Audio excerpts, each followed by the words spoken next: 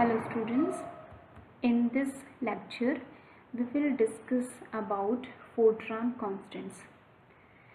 इससे जो पहले हमने क्लास ली थी या इससे पहले जो हमने पढ़ा है वहाँ पर हमने ये रीड कर लिया है कि फोर्ट्रान में हम किस तरह से प्रोग्राम डेवलप करेंगे।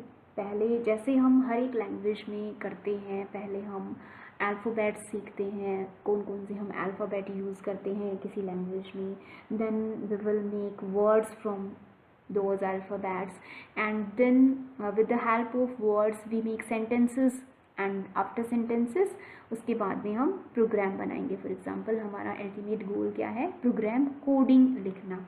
ठीक है, तो जिस तरह से नॉर्मल किसी भी लैंग्वेज में होता है उसी तरह से फोर्ट्रान में भी सबसे पहला हमारा जो काम था वो ये था कि हम कौन से कैरेक्टर्स, कौन से सिम्बल्स, कौन से लेटर्स, कौन से डिजिट्स यूज़ कर सकते हैं फोर्ट्रान में।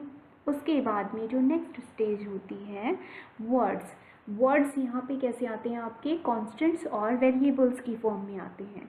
तो अब आप ये देखोगे कौन कौन से कॉन्स्टेंट्स और वेरिएबल्स हम यूज़ कर सकते हैं फोर्ट्रान लैंग्वेजेस में। तो इस लेक्चर में हम बेसिकली जो भी आपके वेरियस टाइप्स ऑफ कॉन्स्टेंट्स होते हैं फोर्ट्रान में वो हम यहाँ पे रीड करेंगे। वन बाय वन हम जितने भी आपके कॉन्स्टेंट्स होते हैं वो सभी कॉन्स्टेंट्स रीड करेंगे।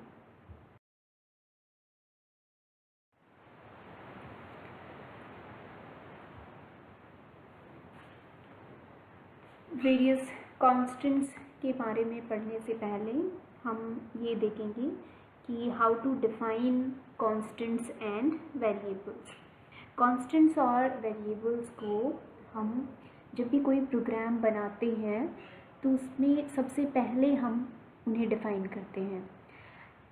जैसे आपने कुछ एग्जांपल्स भी आप देखोगे आगे जब हम बनाएंगे, तो सबसे पहले हम प्रोग्राम को, जो हमारा एम होता है कि भी हम इस प्रोग्राम में क्या कर रहे हैं, हम सबसे पहले तो वो लिखते हैं और उसके बाद में उस प्रोग्राम में हम कौन कौन से वेरिएबल्स यूज़ करने वाले हैं उन वेरिएबल्स का नेम हम सबसे पहले उनको असाइन करते हैं। जैसे कि फॉर एग्ज़ाम्पल आपको एरिया की वैल्यू कैलकुलेट करनी है सर्कल के लिए, तो उसमें देखिए जो फॉर्मूला होता है एरिया का, उसमें आपका क्या होता है फॉर्मूला, पाई आर स्क्वायर। पाई क्या है, वहाँ पे एक कांस्टेंट है, और आर क्या है, रेडियस है सर्कल की। तो जो रेडियस है आर, उसके लिए आप जैसे आर आपने चूज़ किया है तो वो एक वेरिएबल नेम कहलाता है। और दूसरा जो आपका कांस्टेंट है पाई, कांस्टेंट्स हम एज सच यूज़ करते हैं प्रोग्राम में जैसे होते हैं उसी तरह से। और वेरिएबल्स को हम पहले नेम असाइन करते हैं, वेरिएबल नेम, और उसके बाद प्रोग्राम में यूज़ करते हैं। तो सबसे पहले आप यही देखोगे कि आप कॉन्स्टेंट्स और वेरिएबल्स को डिफ़ाइन कैसे करते हो। ठीक है, जैसा मैथ्स में आपने रीड किया है मीनिंग कांस्टेंट और वेरिएबल का, बिल्कुल वही सेम मीनिंग है फोर्ट्रान में भी कांस्टेंट और वेरिएबल का। कांस्टेंट का मतलब क्या होता है आपका इन मैथ्स, कोई ऐसी क्वांटिटी जो जैसी है वैसी ही रहे, उसकी वैल्यू चेंज ना हो। ठीक है, जैसे पाई था, वो पाई है, वो पाई अपने आप को रिप्रेजेंट करता है। पाई मीन्स 22/7 या फिर 3.1416 उसकी वैल्यू होती है। तो जो उसकी वैल्यू होती है वो उसे ही रिप्रेजेंट करता है। तो कांस्टेंट क्या होते हैं, they constants are the values which represent themselves, जो अपने आप को रिप्रेजेंट करते हैं। ठीक है, अगेन ये चीज़ मैंने बताई आपको कि कांस्टेंट्स वो नंबर्स होते हैं which do not change during the execution of program. ये हमारा कंप्यूटर लैंग्वेज में एक तरह से मीनिंग हो गया उसका कि कांस्टेंट्स वो नंबर होते हैं जब हम प्रोग्राम को एग्जीक्यूट करेंगे उस टाइम पे उनकी वैल्यू चेंज नहीं होती। ठीक है, अब इसके हम कुछ एग्जांपल्स देखेंगे। जैसे 1 है, ये आपका एग्जांपल है कांस्टेंट वैल्यू का, तो कांस्टेंट नंबर का एग्जांपल है। 2, 3, 4 ये भी कांस्टेंट नंबर का एग्जांपल है। फोर्ट्रान, ये आपके एक कैरेक्टर कांस्टेंट का एग्जांपल है, मतलब फोर्ट्रान को हम फोर्ट्रान की तरह ही यूज़ कर सकते हैं, इसका सिर्फ यही मीनिंग है फोर्ट्रान इस वर्ड का। 3.146 ये भी एक कांस्टेंट का एग्जांपल है। और ये जो है हमारा ट्रू, ये एक लॉजिकल कांस्टेंट का एग्जांपल है। तो आपने ये जो अभी देखा कि आपने नंबर को इंटीजर की फॉर्म में भी लिखा हुआ है, रियल नंबर की फॉर्म में भी लिखा है, कैरेक्टर की फॉर्म में भी लिखा है, और ये जो लास्ट वन है हमने इसे लॉजिकल कांस्टेंट की फॉर्म में भी रखा है। तो यही सारी फॉर्म्स हम आगे रीड करेंगे, वही हैं आपकी various type of constants available in Fortran. ठीक है, तो ये तो हो गया आपका what is constant. And next is what is variable. तो वेरिएबल्स क्या होते हैं? Variables are the data names which represent constants. ठीक है, जैसे हमने रेडियस को डिफाइन करना है, रेडियस की वैल्यू क्या होती है? कोई एक वैल्यू होती है, कांस्टेंट वैल्यू, कुछ भी हो सकता है वो 2 सेंटीमीटर 3 सेंटीमीटर, लेकिन उसको रिप्रेजेंट करने के लिए हमने उसको क्या नेम लिया? उसका रेडियस भी लिख सकते हैं हम, कंप्लीट रेडियस भी, और आर से भी उसको रिप्रेजेंट कर सकते हैं। तो वो आर या फिर रेडियस उस कांस्टेंट का क्या है? आपका डाटा नेम है। तो वेरिएबल्स क्या होते हैं आपके? Variables are the data names which represent constants. ठीक है, एंड दूसरी इंपॉर्टेंट चीज़ क्या होती है वेरिएबल्स के केस में? Their values can be changed during the execution of program. जब प्रोग्राम एग्जीक्यूट होता है उस टाइम पे वेरिएबल्स की वैल्यू चेंज हो सकती है। किस तरीके का चेंज? जैसे फॉर एग्जांपल आपने रेडियस लिया है, इस फॉर्मूले में जो पाई है वो तो आपका कांस्टेंट का एग्जांपल है, और जो आर है वो वेरिएबल का एग्जांपल है। आर की कोई भी वैल्यू हो सकती है, आपको कोई प्रॉब्लम मिलेगी उसमें, मान लीजिए 10 सेंटीमीटर है तो आप आर की वैल्यू 10 सेंटीमीटर फीड करोगे एग्जीक्यूट जब प्रोग्राम करोगे उस टाइम पे। 20 सेंटीमीटर है तो आप 20 सेंटीमीटर फीड कर दोगे। तो इसका मतलब क्या है कि एक कांस्टेंट वैल्यू नहीं है आर की कोई भी वैल्यू हो सकती है जो भी आपको दी जाएगी। ठीक है, तो जो वैल्यू आपको दी हुई होगी, गिवन होगी, वो आप पुट करके आपका जो भी डिज़ायर्ड वैल्यू होगा एरिया का उसको कैलकुलेट करोगे। ठीक, तो कांस्टेंट्स वो नंबर होते हैं जिनकी वैल्यू चेंज नहीं होती ड्यूरिंग एग्जीक्यूशन, और वेरिएबल्स जो होते हैं उनकी वैल्यू चेंज होती है आपकी एग्जीक्यूशन के टाइम पे। अब कुछ एग्जांपल्स वेरिएबल्स के। नाउ जो आपका ये राइट हैंड साइड में वैल्यू लिखी हुई है ये एक कांस्टेंट वैल्यू है, लेकिन अगर आप इसको प्रोग्राम में वेरिएबल नेम के साथ यूज़ करना चाहोगे तो आप इसको इस तरह से पाई ए इसका वेरिएबल नेम देकर भी आप उसे यूज़ कर सकते हो। तो ये पाई क्या है? आपका वेरिएबल नेम है। ठीक है, नेक्स्ट ये कोई आपका कैरेक्टर वेरिएबल है। शिवा, जैसे आपको नेम्स प्रिंट करवाने हैं तो उन नेम्स के लिए जो लेफ्ट हैंड साइड में आपने NAME नेम लिखा है ये वेरिएबल का नाम है, और शिवा वेरिएबल की वैल्यू है। जो कोई भी नाम हो सकता है, शिवा ऐसा नहीं है कि सिर्फ एक ही नाम है, नेम कैन बी एनीथिंग, तो कोई भी नाम आप प्रिंट करवा सकते हो। किस में? वेरिएबल नेम में। अब x है, x भी आपका वेरिएबल नेम है। इस तरह से y, z, t, टाइम के लिए t आप लिख सकते हो, सम के लिए आप सम यूज़ कर सकते हो, एवरेज वैल्यूज़ निकालनी हो तो आप वहाँ पे average as a variable name use कर सकते हो, रूट निकालना है तो आप वहाँ पे रूट उसका वेरिएबल नेम यूज़ कर सकते हो।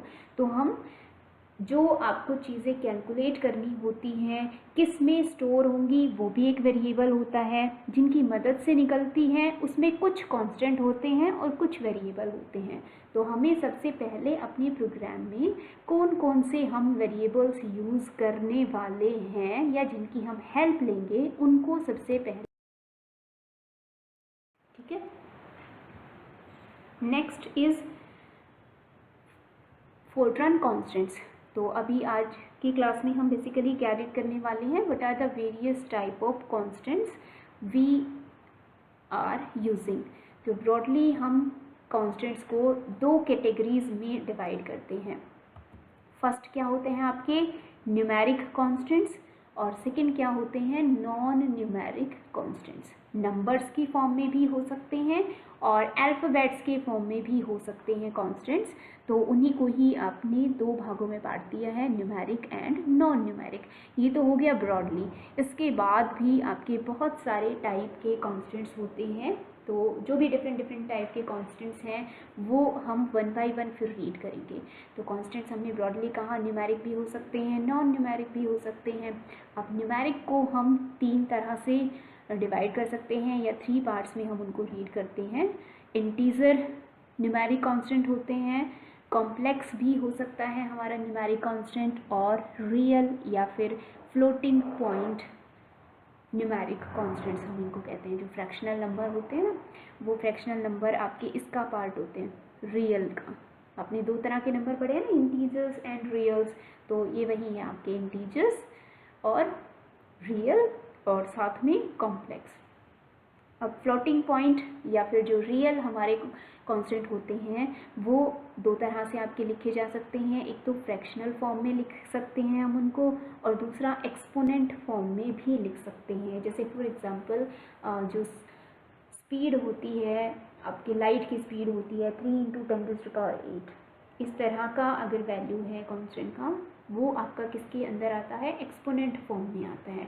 और फ्रैक्शनल फॉर्म तो आप सभी को पता ही है, पॉइंट की फॉर्म में आप जो भी लिखते हो वो, जैसे 3.141 था अभी पीछे जो हमने रीड किया, वो किसका एग्जांपल था, फ्रैक्शनल फॉर्म का ही एग्जांपल था।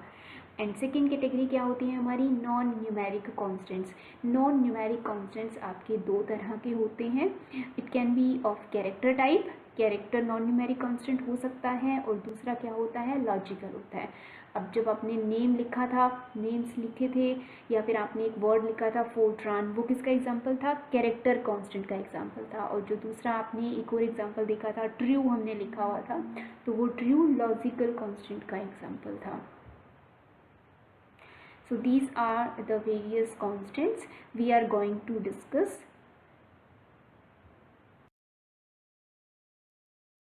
Now one by one we will discuss each constant. सबसे पहले हम क्या पढ़ रहे हैं, इंटीजर कॉन्स्टेंट्स पढ़ रहे हैं।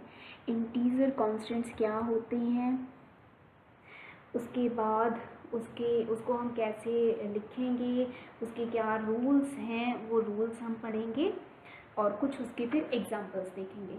इंटीजर कॉन्स्टेंट्स क्या होते हैं, आपके whole numbers without any fractional part. Integer का जो सिंपल मीनिंग होता है वही मीनिंग है यहाँ पर भी।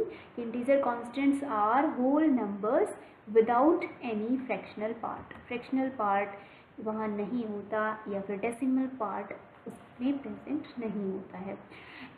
जो आपके कंप्यूटर्स होते हैं, 16 बिट का कंप्यूटर होता है या 32 बिट का कंप्यूटर होता है, तो उसके ऊपर ही बेस्ड होती है आपकी रेंज, कि आप कितना large number as a integer constant ले सकते हो।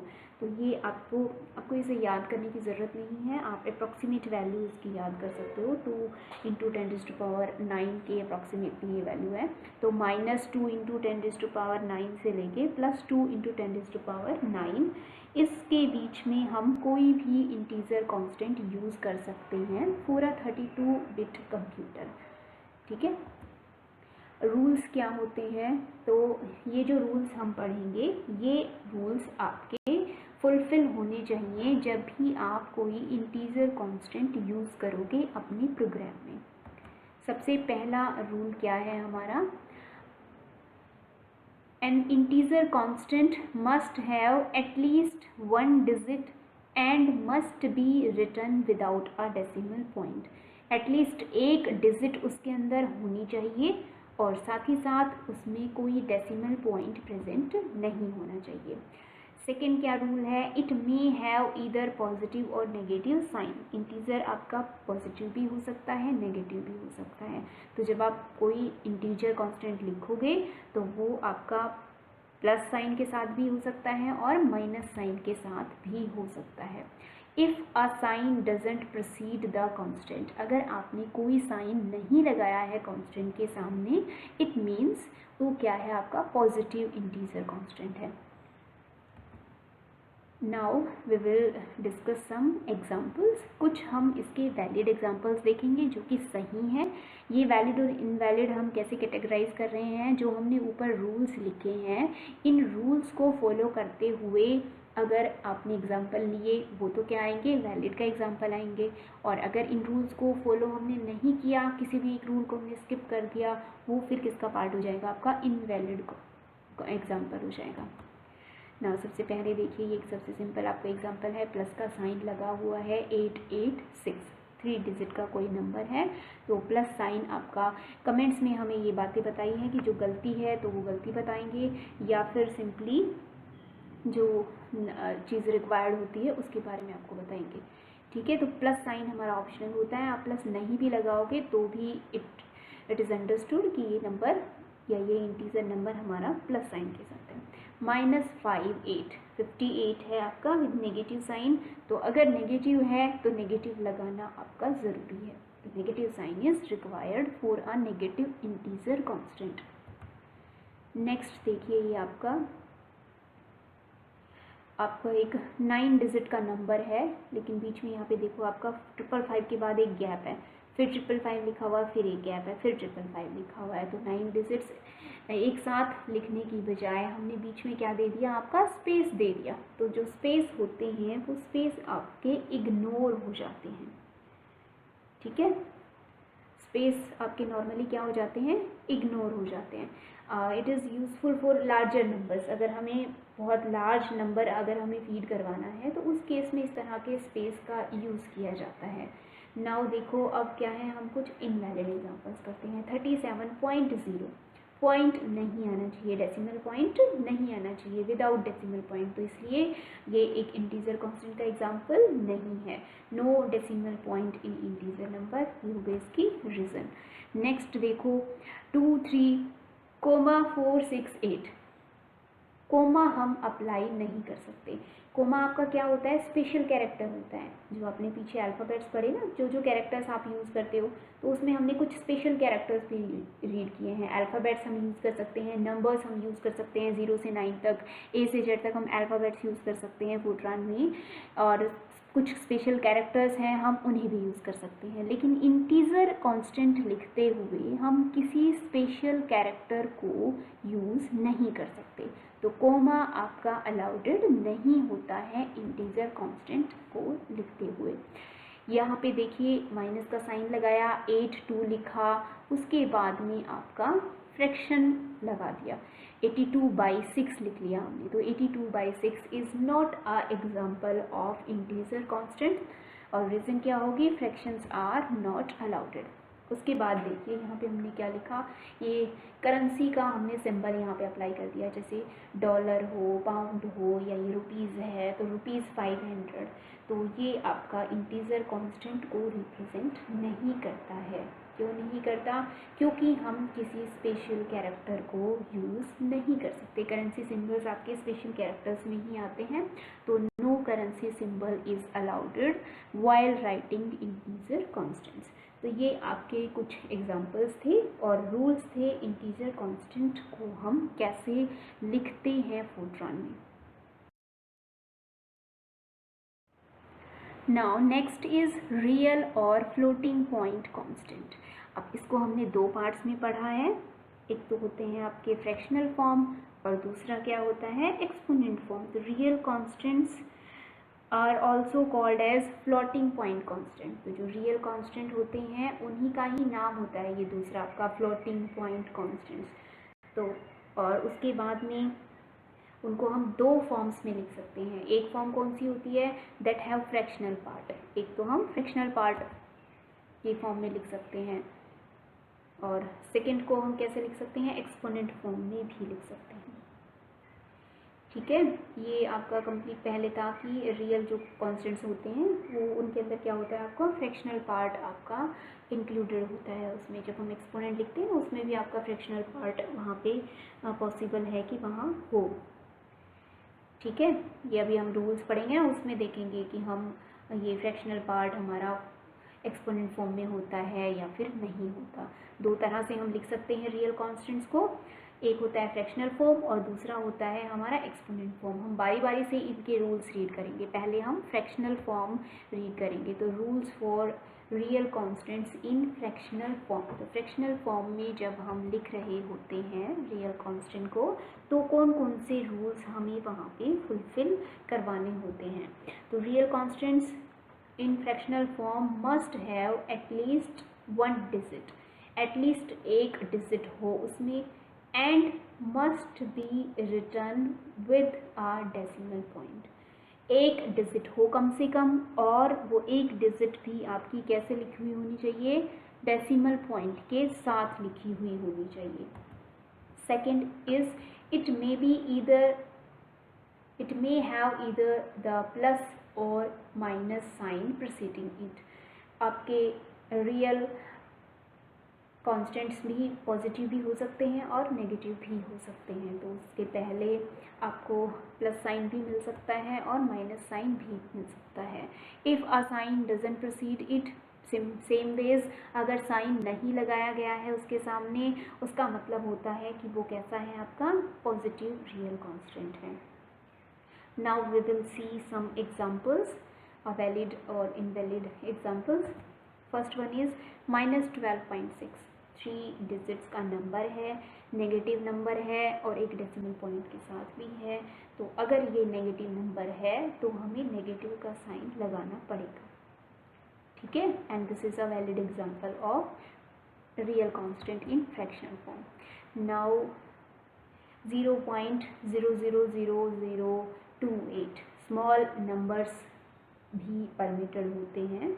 आप रियल नंबर जब लिख रहे होते हो उस टाइम पर कितना भी स्मॉल नंबर हम लिख सकते हैं, और कोई बहुत ही स्मॉल नंबर हो जाता है उसके लिए फिर हम एक्सपोनेंट फॉर्म का यूज़ करते हैं। बहुत लार्ज हो या बहुत स्मॉल हो उसके लिए फिर हम एक्सपोनेंट का यूज़ करते हैं, ठीक है। यहाँ देखिए, यहाँ ये किसका एग्जांपल है, आपका स्पेस का एग्जांपल है। तो जैसे इंटीजर कॉन्स्टेंट्स में स्पेस अलाउडेड होता है, उसी तरह से यहाँ पे भी स्पेस अलाउडेड है। स्पेस इग्नोर कर देता है आपका कंपाइलर जब वो इसे कंपाइल कर रहा होता है प्रोग्राम को।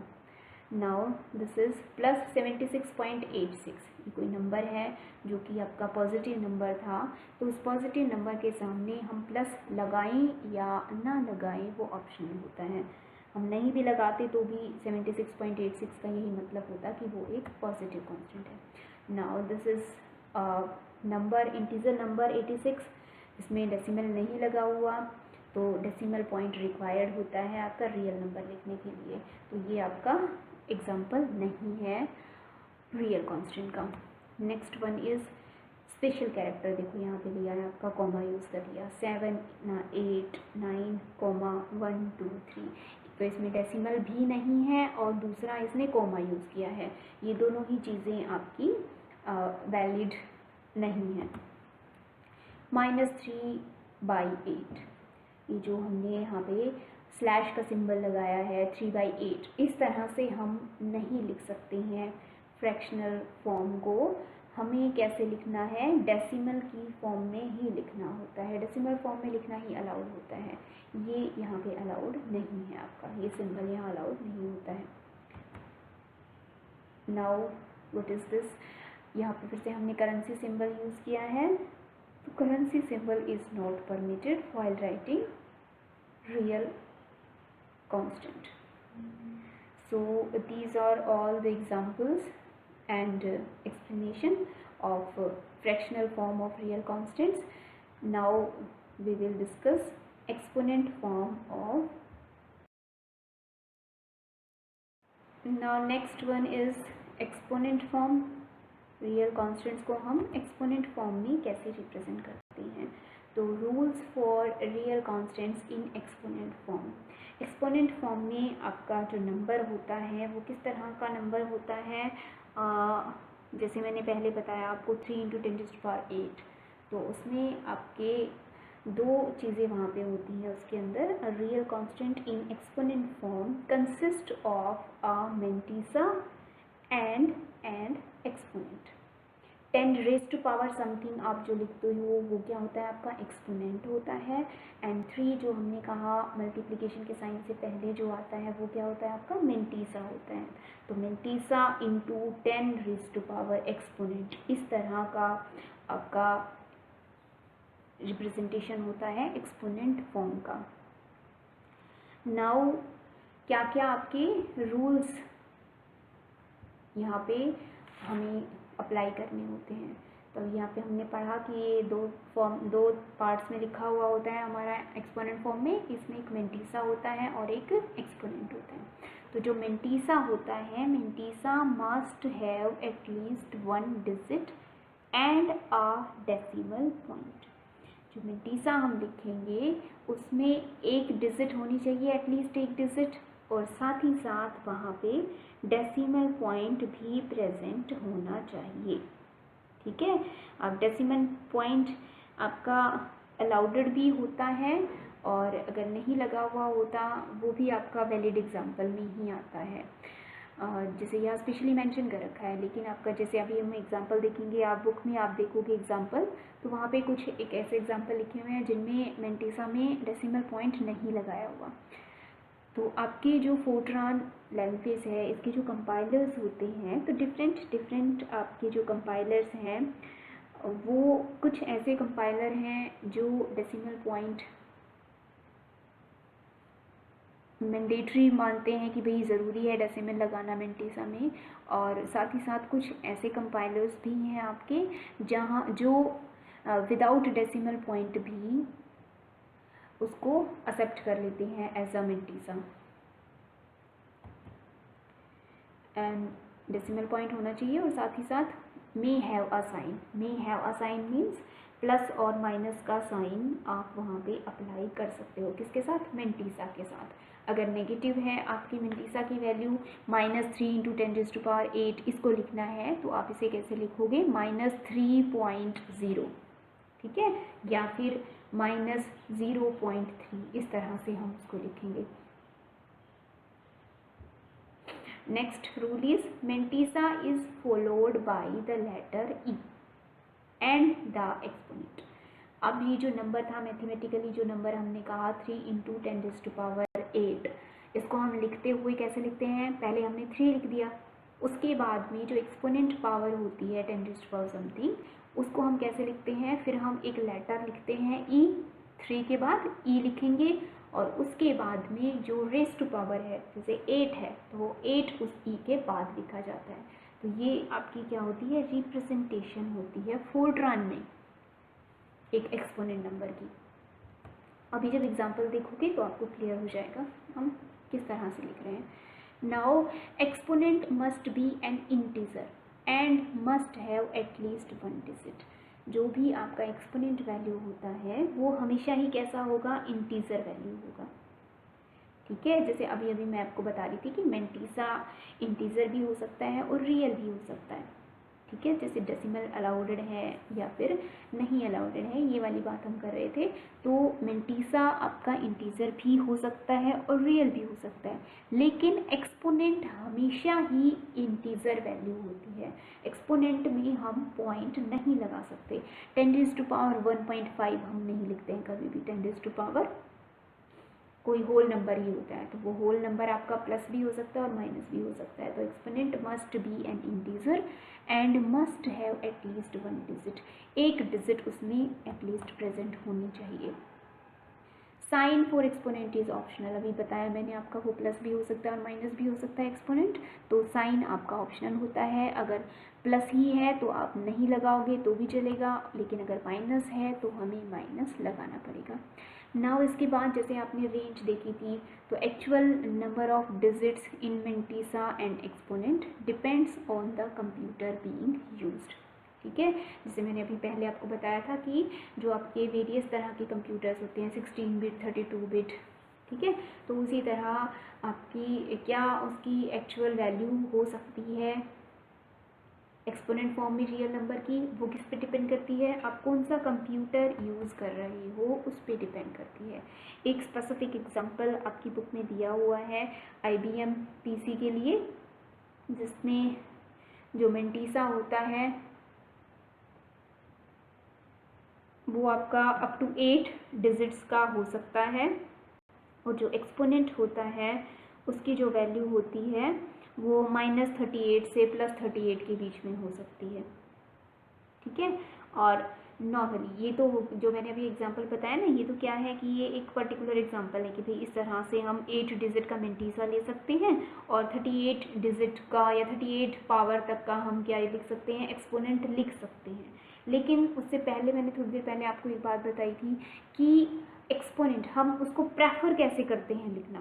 तो आपका जो प्रेफर किया जाता है वो इस तरीके की फॉर्म आपकी प्रेफर की जाती है कि जो आप मेंटीसा की वैल्यू लिखते हो वो आप कैसे लिखते हो, स्मॉल लिखते हो, 0.1 से लेके 1.0 इसके बीच में हम लिखना प्रेफर करते हैं मेंटीसा की वैल्यू को।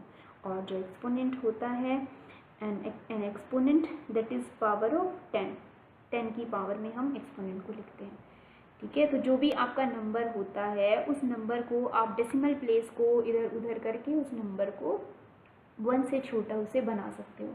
जैसे 3 × 10⁸ है, हम उसको कैसे लिख सकते हैं, 0.3 लिख सकते हैं। सबसे ज़्यादा प्रेफरेबल फॉर्म उसकी क्या होगी, 0.3, और 10⁹ हो जाएगा मीटर पर सेकेंड अगर आप लिख रहे हो तो, ठीक है। तो डेसिमल पॉइंट आप लेफ़्ट साइड में लगा के या राइट साइड में लगा के 10 की जो पावर होती है उसको बदल सकते हो। अब ये देखिए, ये एक एग्जांपल है। ये क्या है, हम फोर्ट्रान में जैसे लिखते हैं एक्सपोनेंट फॉर्म वो है, और इसका जो मैथमेटिकल मीनिंग है वो ये है। आपके पास एक नंबर था -0.1234 × 10⁻²4। इसको हम कैसे लिखेंगे, मल्टीप्लाई के साइन से पहले जो होता है ये क्या है, आपका मेंटीसा है, तो -0.1234। उसके बाद हमने कहा था हम एक लेटर लिखते हैं ई, और उसके बाद जो पावर होती है वो लिखी जाती है। तो 10⁻24 में जो पावर है क्या है, 24 है, तो वो 24 यहाँ पे लिखा जाएगा। तो ये फोर्ट्रान रिप्रेजेंटेशन है किसी एक्सपोनेंट नंबर की, ठीक है। तो इसी तरह से आप लिखोगे जब भी आपको एक्सपोनेंट फॉर्म में यूज़ करना होगा किसी कांस्टेंट को, रियल कांस्टेंट को बेसिकली। ये देखिए आपके, अब कुछ हम एग्जांपल्स देख रहे हैं। 0.91910 E-30, ये तो हो गया आपका मेंटीसा। और यहाँ देखिए एक्सपोनेंट है विद नेगेटिव साइन, तो नेगेटिव साइन हमारा अलाउडेड होता है एक्सपोनेंट में। नेक्स्ट इज़ जो आपका मेंटीसा होता है वो माइनस और प्लस दोनों में से किसी के साथ भी हो सकता है, तो यहाँ भी अलाउडेड होता है हमारा नेगेटिव साइन। तो -0.243 E13, ये भी आपका एक वैलिड एग्जाम्पल है। ज़ीरो को हम कैसे रिप्रेजेंट कर सकते हैं एक्सपोनेंट फॉर्म में, तो ये देखिए ज़ीरो की रिप्रेजेंटेशन है 0.0 E0, 0.0 × 10⁻0, ठीक है। तो ये हो गया आपका ज़ीरो का रिप्रेजेंटेशन। इसके बाद में ये देखो, ये वाला एग्जांपल की मैं बात कर रही थी कि जो आपका मेंटीसा होता है वहाँ पे हम इंटीजर वैल्यू भी यूज़ कर सकते हैं। जो ये डिपेंड करता है कि आपका कंपाइलर उसे अलाउड करता है या फिर नहीं करता। कुछ कंपाइलर ऐसे होंगे जो इस रूल को फॉलो करते होंगे कि भाई डेसिमल पॉइंट होना चाहिए आपके मेंटीसा में, वहाँ पे अगर आप ऐसे यूज़ कर दोगे तो वो आपको एरर दिखाएगा कि यहाँ पे आपकी सिंटेक्स एरर है, तो उसको फिर आपको ठीक करना पड़ेगा। और कुछ ऐसे कंपाइलर हैं जो विदाउट डेसिमल इंटीजर नंबर के साथ भी इस नंबर को अलाउडेड दिखा देंगे, तो decimal point is not required in most of the cases.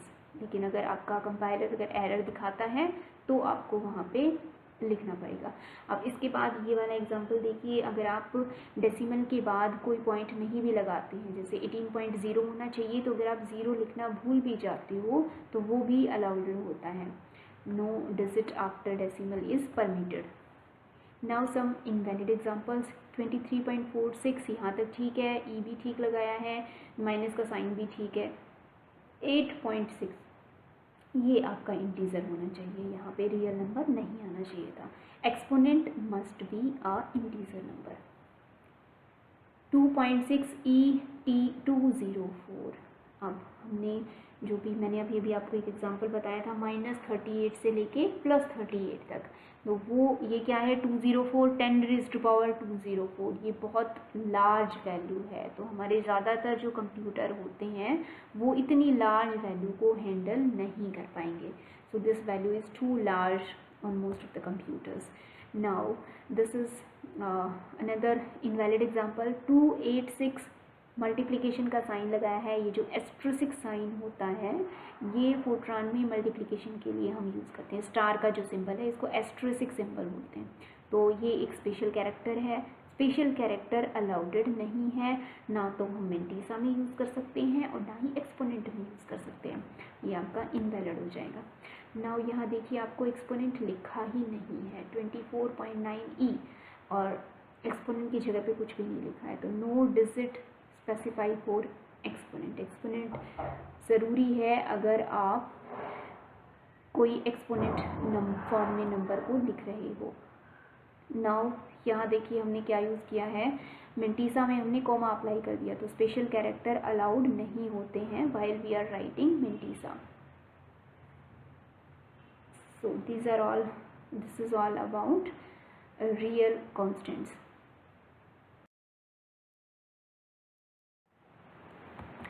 There are some more examples जिसमें हमने कुछ लीगल और इलीगल कॉन्स्टेंट्स के एग्जांपल्स लिखे हैं, तो ये आप इसमें देख लीजिएगा खुद ही, यहाँ से आइडेंटिफाई कर लीजिएगा जो आपने रूल्स पढ़े हैं इंटीजर कॉन्स्टेंट्स के लिए और रियल कॉन्स्टेंट्स के लिए। अगर आपका नंबर उसको फुलफिल करता है तो वो आपका वैलिड एग्जांपल होगा, और इलीगल भी इसको हम कह सकते हैं, लीगल और इलीगल और वैलिड इनवैलिड एक ही बात है। तो ये 0 है, -999 है, नेगेटिव साइन के साथ, प्लस के साथ है, ये प्लस नंबर है, तो ये सारे क्या हैं अलाउड है, नहीं लगाएंगे प्लस तो भी चलेगा। 0 भी आपका एक इंटीजर कांस्टेंट का एग्जांपल है। पॉइंट लगा दिया मीन्स इनवैलिड हो गया, कोमा लगा दिया तो इनवैलिड हो गया। रियल कांस्टेंट्स के एग्जांपल है 10 पॉइंट है, उसके पीछे 0 नहीं लगाया तो भी चलेगा आपका। -99.9 नेगेटिव साइन आपका अलाउडेड होता है, नेगेटिव नंबर्स के लिए आपको नेगेटिव लगाना पड़ता है। ये आपका एक्सपोनेंट फॉर्म का एग्जांपल है। तो प्लस 1.0 e-3, तो 1 × 10⁻³ को हम इस तरह से लिख सकते हैं। अब ये देखो दूसरा जो ये एग्जांपल है 1.248 × 10⁻20, ये इसकी रिप्रेजेंटेशन गलत है, तो ये कैसे आना चाहिए था आपको 1.248 आना चाहिए था e20। ये आपका कोई अनदर एग्जांपल है 0.15 × 10⁻1, तो ये सभी क्या है आपके वैलिड एग्जांपल्स हैं। यहाँ कोमा लगा दिया है तो ये इनवैलिड हो गया। यहाँ 10e3 लिखा है, अब देखो यहाँ हमने उसको किस में ले लिया, इनवैलिड एग्जांपल भी ले लिया। तो डेसिमल पॉइंट अलाउडेड होता है या नहीं होता, ये बेसिकली आपके पीसी पर डिपेंड करेगा। पीसी में मतलब फोर्ट्रान का कौन सा वर्जन आप यूज़ कर रहे हो और उसमें कौन सा आपका कंपाइलर है। तो कुछ कंपाइलर ऐसे होते हैं जो इसको इनवैलिड भी दिखाते हैं और कुछ कंपाइलर्स ऐसे भी हैं जो इसे वैलिड एग्जांपल कंसीडर करते हैं। ठीक है, इसके साथ वर्क कर सकते हैं। नाउ इसके बाद हम नेक्स्ट रीड करेंगे आपका complex. Next one is complex constants. Numeric constants हमने डिस्कस कर लिए, उसके बाद में हमने दूसरा टाइप क्या पढ़ा था आपका नॉन न्यूमेरिक कॉन्स्टेंट्स, जिसमें दो आपकी कैटेगरीज हैं। एक न्यूमेरिक कॉन्स्टेंट्स हम इसकी बात करेंगे, ये हमारा नॉन न्यूमेरिक का ये एग्जांपल है आपका कॉम्प्लेक्स कॉन्स्टेंट, रियल, इंटीजर, और थर्ड हमारा क्या था कॉम्प्लेक्स नंबर x + i/y। इस तरह का अगर नंबर है जिसमें आपके क्या आते हैं, हम रियल के अंदर ये पढ़ रहे हैं, तो ये जो x + i/y आपने लिखा आयोटा y, उसमें x भी एक रियल नंबर होता है और y भी एक रियल नंबर होता है। ठीक है, तो किस तरह से हम रिप्रेजेंट करते हैं पहले ये देखेंगे और उसके बाद में उसके कुछ हम एग्जांपल्स रीड करेंगे। तो complex numbers have real and imaginary part. ये हमें पता है कि प्लस से पहले जो आता है आपका वो क्या होता है, रियल पार्ट होता है, और आयोटा के साथ जो होता है वो हमारा इमेजनरी पार्ट होता है। तो कॉम्प्लेक्स नंबर्स जैसे मैथ्स में होते हैं उसमें एक रियल पार्ट भी होता है और दूसरा इमेजनरी पार्ट भी होता है कॉम्प्लेक्स कॉन्स्टेंट्स में।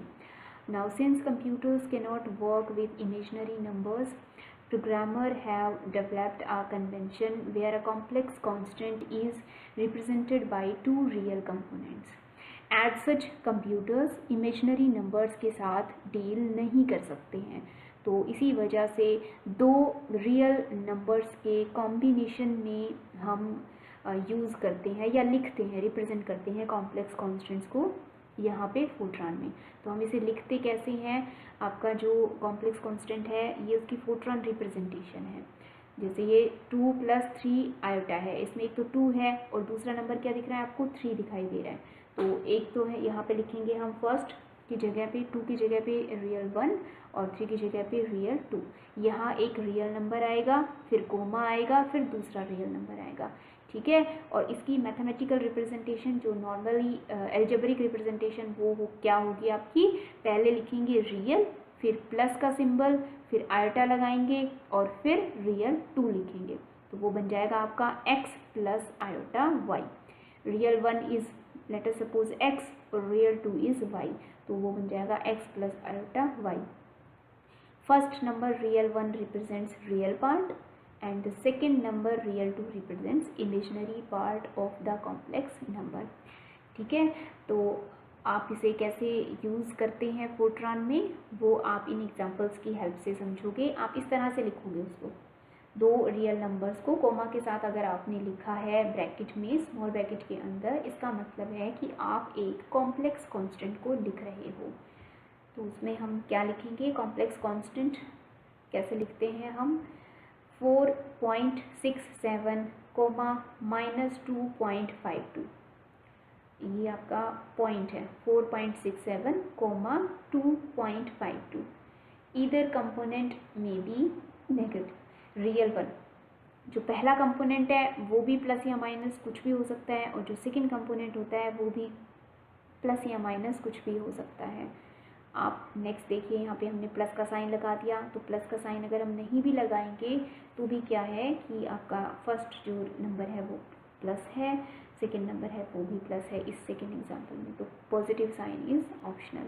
उसके बाद में ये जो हमने रियल 1 और रियल 2 लिखा है ये एक्सपोनेंट फॉर्म में भी हो सकता है। तो देखिए यहाँ पे रियल 1 जो रियल पार्ट होता है वो हमने कैसे लिया हुआ है, एक्सपोनेंट फॉर्म में लिया हुआ है, और जो आपका इंटीजर पार्ट होता है, इमेजनरी पार्ट होता है सॉरी, वो हमने 7.74 इस तरह से लिखा हुआ है नॉर्मली रियल नंबर के फॉर्म में। तो ये कुछ आपके एग्जांपल्स हैं कॉम्प्लेक्स कॉन्स्टेंट्स के।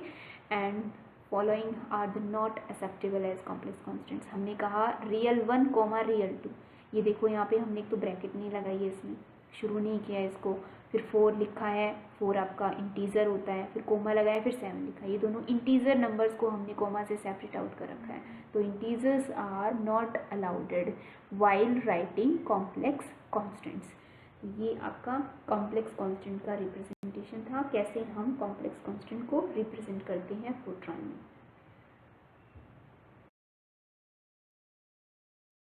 Now in the last part we will discuss non-numeric constants. Non-numeric constants दो तरह के होते हैं हमारे। तो पहले हम कैरेक्टर कांस्टेंट्स पढ़ेंगे और उसके बाद में लॉजिकल कांस्टेंट्स पढ़ेंगे। Two types of non-numeric constants exist in Fortran. One is character constants and other one is logical constants. Now पहला क्या है हमारा, character type constants. These constants cannot participate in arithmetic calculations as they are non-numeric constants.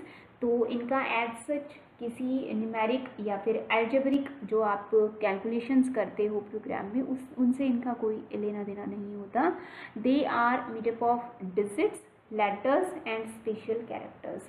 अब real, integer ये सब लिखते हुए हमने क्या कहा कि हम सिर्फ डिजिट्स वहाँ पे यूज़ करते हैं, लेटर्स हम वहाँ यूज़ नहीं करते, अल्फ़ाबेट्स मतलब की, और यहाँ पे स्पेशल कैरेक्टर भी नहीं यूज़ करते।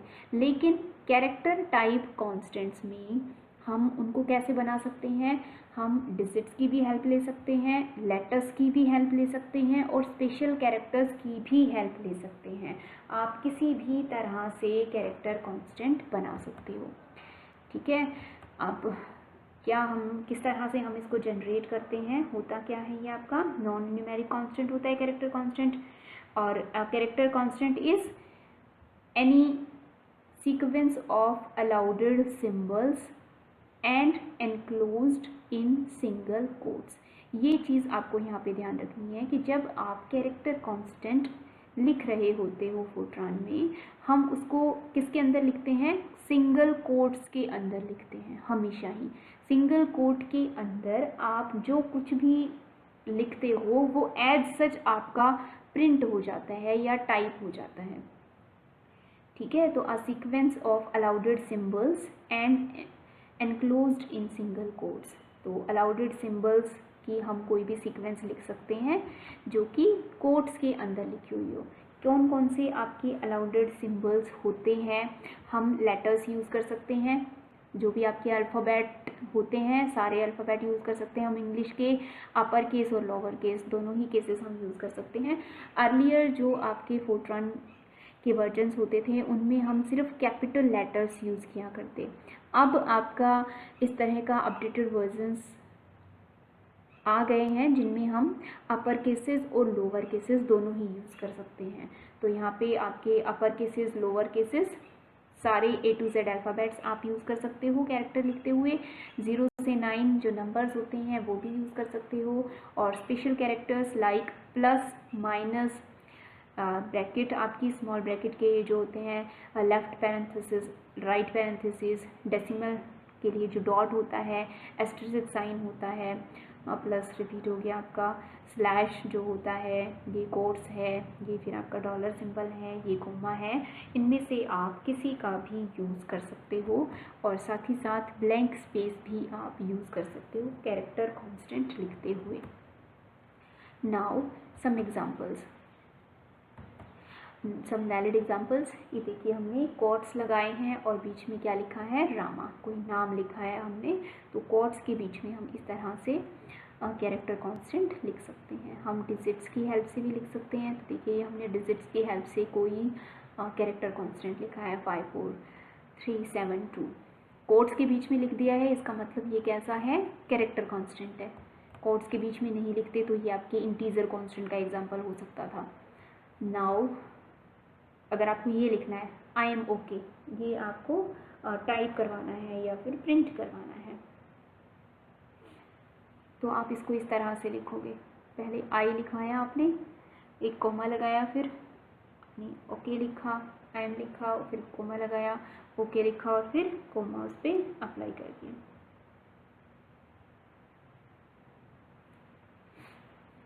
ठीक है, तो कोट्स के बीच में इस तरह से हम इसको लिखवाएंगे। इनवैलिड एग्जांपल्स, डबल कोट्स आपने अप्लाई कर दिए तो डबल कोट्स आपके अलाउड नहीं होते हैं, तो डबल कोट्स नहीं आप लगा सकते हो। बिना कोट्स के अगर आपने लिखा वो भी आपका गलत हो जाएगा। He is, he at the rate आपका स्पेशल कैरेक्टर है लेकिन ये अलाउडेड नहीं है, तो हम एट द रेट यूज़ नहीं कर सकते हैं। अब देखो ये आपने क्या किया है, कोट्स के बीच में आपने लिखा कोई भी कैरेक्टर कांस्टेंट, उसके बाद में आपने प्लस का सिंबल लगा दिया और फिर दोबारा से कैरेक्टर कांस्टेंट लिखा, तो इस तरह दो कैरेक्टर कांस्टेंट्स को हम प्लस का सिंबल लगा के नहीं जोड़ सकते हैं, ये फिर आपका इनवैलिड हो जाता है। अगर आपको प्लस लिखवाना है तो आप ये जो बीच के कोट्स हैं इन्हें नहीं लगाओगे, कोट शुरुआत में लगाओगे, 1 2 3 लिखोगे, प्लस का सिंबल लगाओगे, फिर 2 2 3 लिखोगे और फिर से कोट लगा दोगे। तो इस तरह तो लिखवा सकते हैं लेकिन हम इस तरह से ये प्लस सिंबल बीच में यूज़ नहीं कर सकते हैं। इस तरह कैरेक्टर कांस्टेंट्स आप नहीं लिख सकते हो, ये इनवैलिड एग्जांपल है। दूसरा हमारा टाइप क्या होता है, आपका लॉजिकल कांस्टेंट्स होता है। There are 2 logical constants. आपका जो लॉजिकल कांस्टेंट होता है उनके 2 ही टाइप हो सकते हैं। लॉजिकल कांस्टेंट की वैल्यू या तो ट्रू हो सकती है या फिर फॉल्स हो सकती है। जैसे आपने गेट्स पढ़े हैं ना, फिज़िक्स में आप गेट्स पढ़ते हो, लॉजिक गेट्स, तो लॉजिक गेट्स का जो रिज़ल्ट होता है वो या तो ट्रू होता है या फिर फॉल्स होता है। बिल्कुल उसी तरह से कुछ ऐसी सिचुएशंस होती हैं जहाँ पे हमें लॉजिकली आपका डिसीज़न लेना होता है, तो उस लॉजिकल रिलेशन का जो रिज़ल्ट होता है वो या तो ट्रू होता है या फिर फॉल्स होता है। दो ही उसके रिजल्ट्स पॉसिबल हो सकते हैं। Now there are some example किस तरह से आप लिखते हो लॉजिकल कॉन्स्टेंट्स को। ये ट्रू इस तरह से आप उसकी वैल्यू आपकी लिखी जाती है फोर्ट्रान में। ये जो डॉट्स हमने दो लगाए हैं, ये डॉट्स आपके सिंटेक्स का पार्ट है, तो आप ये डॉट्स के साथ ट्रू ये आप अपर केस में भी लिख सकते हो और लोअर केस में भी लिख सकते हो, और आप मिक्स में भी लिख सकते हो। टी बड़ा लिखो और RUE आप छोटा लिखें तो वो भी आपका एक वैलिड एग्जांपल होगा। नाउ सी, यहाँ हमने क्या लिखा, फॉल्स होती तो है लॉजिकल कांस्टेंट की वैल्यू, लेकिन हमने डॉट्स नहीं लगाए, तो ये जो हमारे डॉट्स हैं या फिर इनको हम पीरियड्स भी कह सकते हैं, तो ये आपके नेसेसरी होते हैं, तो ये आपको अप्लाई करने पड़ेंगे अगर आप लॉजिकल कांस्टेंट लिख रहे हो। टी की हेल्प से हम ट्रू को रिप्रेजेंट नहीं कर सकते हैं, must be written as complete, और फॉल्स को हम F से रिप्रेजेंट नहीं कर सकते हैं, हमें पूरा कंप्लीट फॉल्स लिखना पड़ेगा। तो this is all about various type of constants used in Fortran.